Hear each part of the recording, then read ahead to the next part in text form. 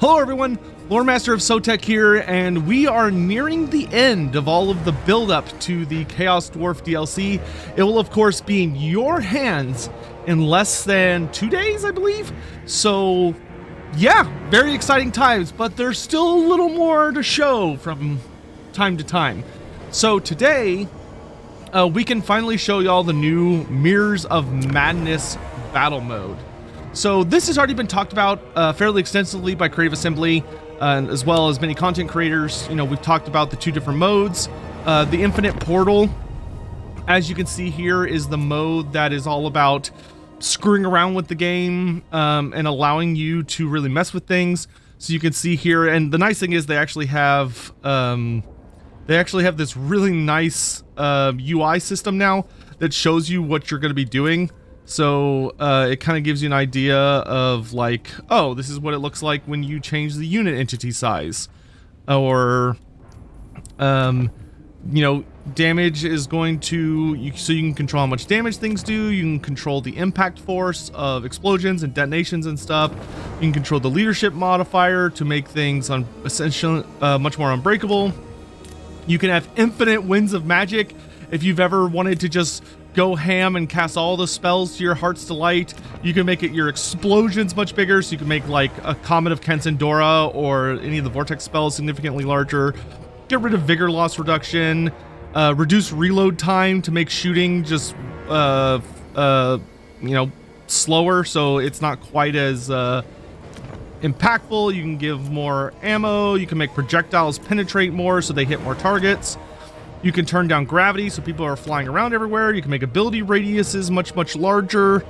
You can make abilities recharge significantly faster. You can make charge duration last longer, so charging units are effective for longer. You can make entities larger, so you can see here the just big old chungus of a Chaos War Shrine. And you can also have significantly more blood on your battlefield if you would wish. So that's pretty similar to a familiar system, but what I want to show is the single player mode, which is the Trials of Fate. So the Trials of Fate, there are 5 trials. Each of them you basically pick, and they have a little bit of a storyline, and then depending on how well you do, you will get some campaign results. So you can see here, I've already done one of them. I did the Blackfire Pass one. I'm not going to do all of them here because I think it's good to kind of leave some available for you guys, but I think it's, why don't I go up against my favorite lads? So I'm going to do the Fallen Gates. Now, the fun thing about these is these are actually important things that have happened in the Warhammer Fantasy world. So you have Blackfire Pass, which says, great black walls of glass line steep passes reflecting the unfolding madness of war. Unbeknownst to the mortals who die here, Tzeentch has long had an interest in Blackfire Pass, a constricting battlefield where odds are overcome, fates are fulfilled, and unpredicted possibilities come to fruition. Enter this bottleneck of bloodshed and face a twisted reflection of the beast within. So something that's kind of fun about these is each of these takes place in like a really important battlefield that's central to the Warhammer Fantasy storyline. Blackfire Pass has featured in a number of really important scenarios, but it has 3 very famous battles, the first, second, and third battles of Blackfire Pass. The first one was with Sigmar Heldenhammer when he teamed up with the dwarves under High King Kurgan Ironbeard? Blackbeard? High King Kurgan, I want to say it's Ironbeard for some reason. But in any event, the two of them ended up butting together and fighting back a seemingly unstoppable greenskin tide, and this led to the formation of the Empire, which was the most important battle that ever took place there. The other 2 battles also were very significant, and if you are a big fan of the being updated storyline for Warhammer Fantasy and kind of like the modern era, where they're basically thanks to like Cubicle 7 and a lot of other writing groups, we're finally getting to see like all of the editions of Warhammer slowly but surely be coalesced into a kind of like a single identity, being the new Warhammer Fantasy Roleplay 4th edition stuff, which I've been doing a lot of interviews about. You'll know that Tzeentch has a very particular interest in Blackfire Pass because there's something important to him there, but I won't spoil what it is for anyone that's never played it. Helfin, it says, from the dark to the light, it is only through the omnipotence of the Wind Lord that all forms of arcane power exist. When the essence of chaos rained down and saturated the soil during the first coming, it gifted the potential for Animus to be buried dead forevermore. The puppeteer of puppeteers now manifests Helfin to test your metal against an unending host of the night. So Helfin obviously is a very important battle where Manfred von Karstein was brought down and the Vampire Wars were brought to their final epic conclusion. So the von Karsteins were supposedly defeated for all time, but the age known as the Vampire Wars truly did come to an end, and Manfred faked his death and ran away. But on top of that, this kind of references very much how there is a significant amount of warpstone in Sylvania, which has always kind of led to that land being very dark and cursed because it's very naturally saturated with a lot of dark magic, which of course led very much to the vampires being so interested in it as they were in the first place. We then have the Fallen Gates. Their existence a fable to most mortals, the Old Ones' meddling forays between realities led them to face the greatest powers of all, against which they had little defense, save for their futile creations. In the shadow of the Fallen Gates, you will be tested unto death against the first creatures, steeled by the greatest proof of the Old Ones' existence. So, the Fallen Gates, obviously very big reference to the Old Ones, who were the ones that tore open the dimensions between the Warhammer universe and the Realm of Chaos, because they wanted to use the Realm of Chaos as an energy source, but their intrusions led to problems, and their constant interactions and meddling with it led to the creation of the entities we identify as Chaos, the Demons of Chaos. So, obviously, the Lizardmen are very big antagonists to the creatures of chaos, and the Fallen Gates are a perfect place because the Fallen Gates are actually a gateway. They are essentially a portal that led to somewhere, but the Lizardmen keep it closed because it's no longer safe. So Tzeentch would of course have a very big interest in opening it. Then we have the Altar of Ultimate Darkness. Foolish mortals so easily confuse ultimate darkness for ultimate power when it dangles like a poisonous unpicked apple, enticing their desires. Those who covet such things may think it is the means to chaos's demise, but often it is the contrary. Battle is as much nourishment for Tzeentch as it is for the other gods. Endure the ever-chosen's aggressions and receive the altar's boons. So this is a fantastic reference to Archaon's saga. Archaon, of course, who kind of notoriously hates the dark gods. He hates all gods and was kind of seeking to become Ever-Chosen so that he might bring about the end of all things, including chaos, because he decided that it would be better for no one to live rather than be puppets to gods and yada yada. So the first major trial that Archaon overcame was at the Altar of Ultimate Darkness, where he fought against the Dark Elves of Nagaroth, who held control of it, and he fought against them, defeated their armies, went into the altar, and went through the trials there within to receive his first blessing, which was the Mark of Chaos Undivided, which was the first of the 6 treasures of the Ever-Chosen that he acquired, leading to him becoming the Ever-Chosen. So very cool reference there of you getting to test your mettle against Archaon. And then last is the Realm of Tzeentch. Enter my master's domain, aspirant, and endure the twisted horrors of the sorcerer's realm. The obstacles and traps created by his mortal mind await the doomed souls who seek passage into the impossible fortress, but things will be simpler for you. The Fate Weaver, mighty lord of change, hindsight, and foresight manifest, provides your challenge and carries your prize. Tzeentch's slaughter fields beckon. So, obviously, this is, you get to go fight Daddy himself, and you also go up against Kairos Fate Weaver. But you can see each of these also gives you a new body part that you will be able to bring into your Daniel campaigns. So, doing the Blackfire Pass one where you fight against Grimgor, I already got the Arm of Arcane Flame, which gives you the Decider of Fates, or it contributes to the Decider of Fates set, which is insanely good if you manage to get all of it. But it also gives you Piercing Bolts of Burning, Overcast version, plus 100 barrier hit points and 8 melee defense. And then my favorite, personally, is the Tentacles of the Windlord. I love the Tentacles of the Windlord. It's just like super badass looking. It's probably the most unique army piece or body part that you can get. And it gives you fucking Magma Storm, which is the damn It's the damn Uber spell from if you're fighting in the realms of chaos and you roll the Lore of Fire, which is insane. That's very cool. All right, so without further ado, let's go ahead and go to the Fallen Gates, and our goal is to try and get our hands on the legs of Onslaught and the Occult Warblade. I will say, wow, that blade is goofily huge. I very, very much hope this we get the other gods versions of this, because right now Tzeentch is going to have, like, by far the most overpowered set among all the different gods. So we're up against Kroq-Gar. Let's see how it goes. And yes, you do get a predetermined army, and your goal is to survive as long as possible. You do not get reinforcements. It is not like the endless battle modes. Prepare yourself, Princeling, to indulge in Tzeentch's mockery of the Fallen Gates. His powerful conjurations grant special powers in this place. Very cool. But also certain death. Slaughter shall bring recognition. Recognition shall bring reward. The children of the Old Ones await you in battle. All right. So our goal is to kill as many as possible and try and get a gold rank. So what's unique about this mode is, of course, you do get all these like fancy armies and everything. Everything is kind of pre-designed.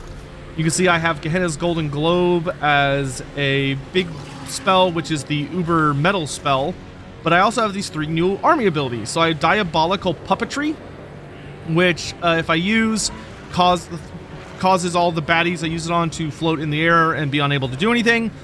Tempest of Blue Flame causes a giant tempest to go across the battlefield and suck everybody up into it, and Inevitable Fate causes a big vortex that kills a lot of people. And your army ability upgrades is that as you're fighting throughout the battle, you will earn Forbidden Knowledge. And you can use Forbidden Knowledge to buff your abilities. So generally speaking, it makes them last longer and also have shorter cooldowns. So you want to get these all upgraded as fast as possible. All right, so with that out of the way, we're going to get all of our lads ready to fight. Enforcers of change. We're quite outnumbered, but these powers, as you will see, there's something. Chaos Knights of Tzeentch. Okay, and we do want to be a little cautious with our Winds of Magic at the start, because this little booger has the Gates ability, which means we need the Winds of Magic to be above 15 for him to charge up. These fools know not with whom they dance. I am immortal chaos. I have no idea what Kroq-Gar was aiming at, but that's okay. So we're going to just go dive on some stuff here in the back. And he's just going to summon a lot of things.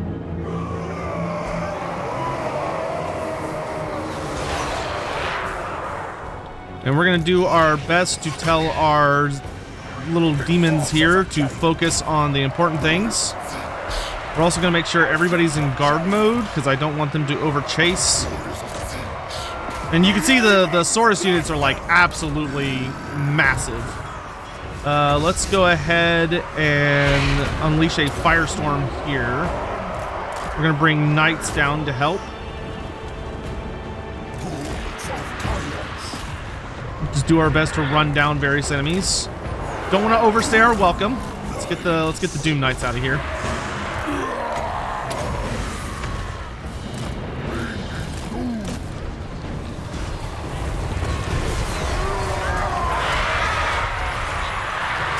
Doom Knights, let's go! We're gonna pull our Lord back for a bit so he can heal up. Okay, we've unlocked the Tempest.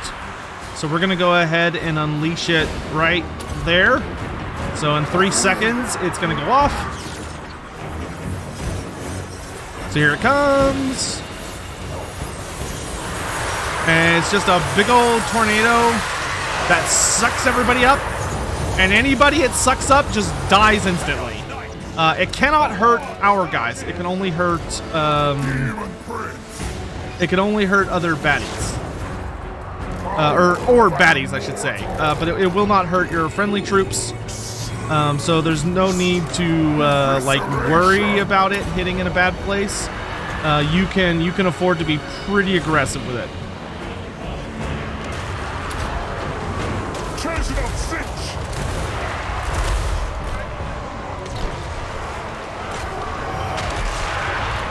I do not like the Ripper deck.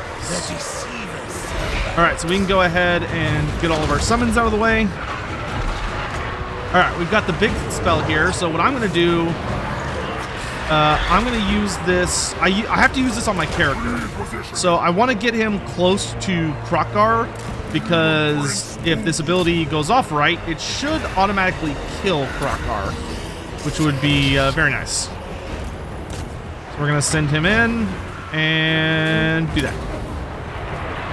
The schemer calls. We're going to go ahead and pop a Magma Storm into this big mess. So you can see I'm building up my meter up here. As that fills, it's going to give me more rewards. We're going to summon some more horrors. So you can see Krokgar got picked up. Krokgar goes flying and dead. So yeah, these abilities, you definitely want to be very aggressive with using them as much as possible.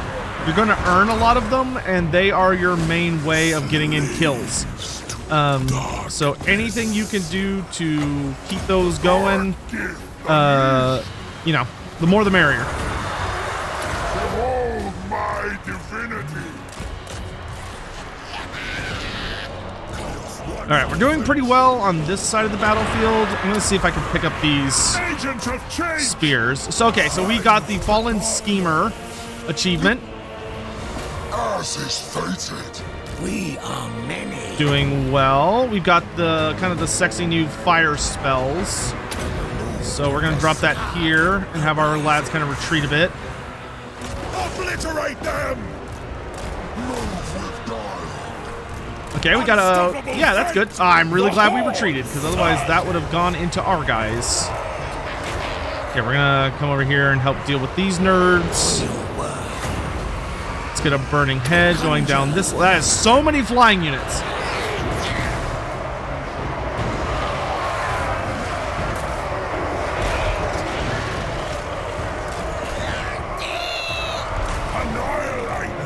Alright, so we are doing pretty well overall. Things are looking okay. I'm going to see if we can save up our tomes to get Inevitable Fate off more easily.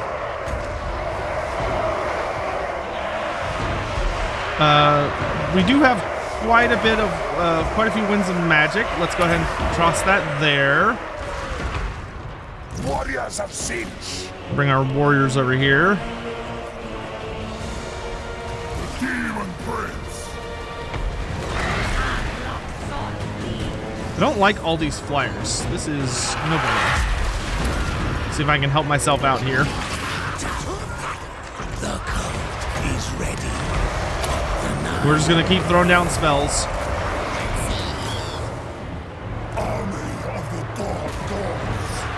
Oh, this is our knights. We're gonna have our knights try and fall back a smidge. Okay, we're gonna try and get Big Daddy over into one of these big fights, because we're going to be using this on him. Let's get him down into this big mess. Pull him back. We could throw a Burning Head over there. Scared 9. Spreading ruin.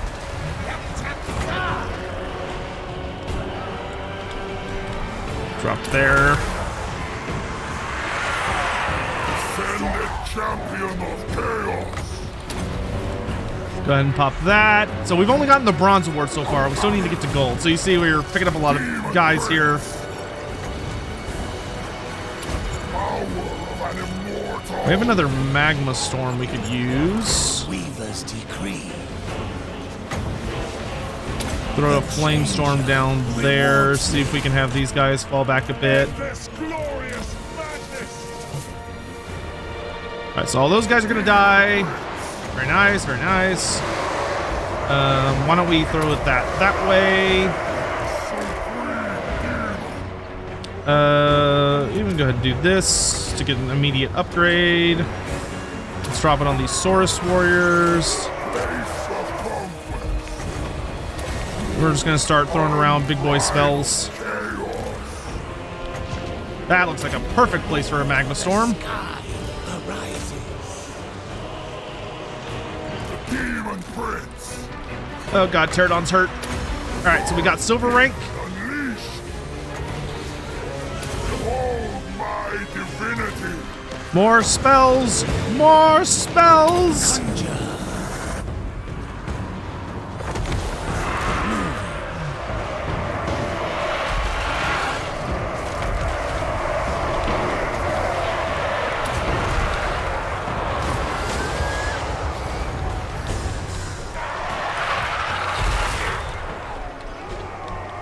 Okay, we're getting a lot of the flyers out, which is good. I don't mind all the the infantry. It's the flyers that are driving me crazy, especially the skinks, because they're able just to keep pinging me, and those pings really hurt. Okay, we can drop a pink fire over here. Very nice. Have him dive into here. We can throw a storm that way. Many eyes shall see. Throw a storm on myself. Eyes of Singe. The changer of ways. Yeah, that'll get some damage in. Oh god, it hurts. I don't know if this works on flyers. So I want to go down into this pack before I die. On immortal foot. What does this do to pterodons? I assume nothing, but...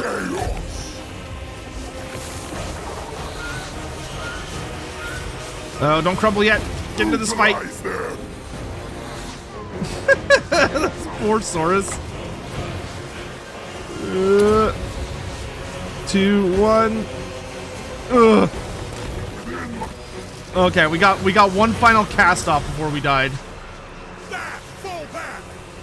We are the cult. So we're just gonna have we're just gonna keep falling back a bit and try and drag things out. That gold award is still a ways away. Cultist of Singe. Man, yeah, all those pterodons just made this really nasty. I don't really have a lot of easy ways to deal with them. Oop, I think I killed my own guys with that. Get there. And we're just gonna keep casting spells. Is this on a lord or hero? Yes. Okay, so I can use it on my little guy here.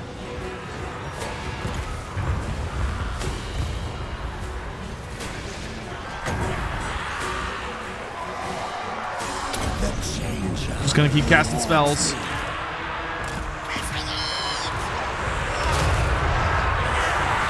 We're so close! And you can see more characters have showed up.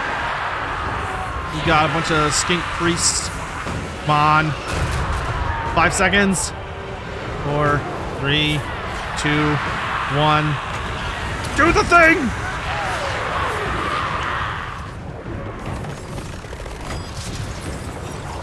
Okay, we want to prevent the Temple Guard from getting to us as long as possible.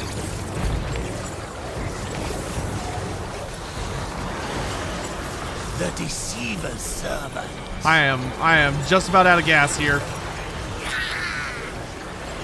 The schemer calls. Those poor lizards. And they're all dead. And I don't think we're gonna hit the gold tier on this particular run. I think I needed to fall back and kind of turtle up a bit. That way I'm able to deal with the flyers a lot easier or more reliably. On your word. Retreat. No, don't retreat.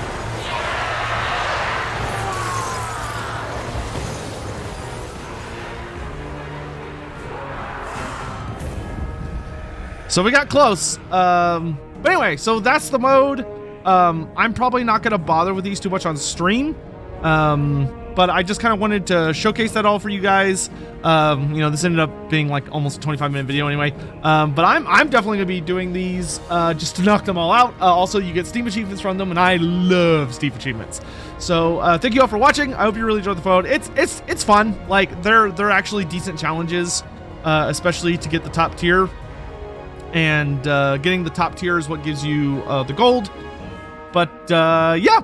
Let me know what y'all think down below. I personally would really love to see this kind of setup for every god, even if it's only like, even if it only ends up being like 1 to 3 maps for Nurgle, Khorne, and Slaanesh, and maybe even Undivided. I just think this is a really clever way to add more to Daniel without like having to, you know, like waste like a whole DLC on him. But thank you all again so much for watching, and I'll see you guys next time. Bye.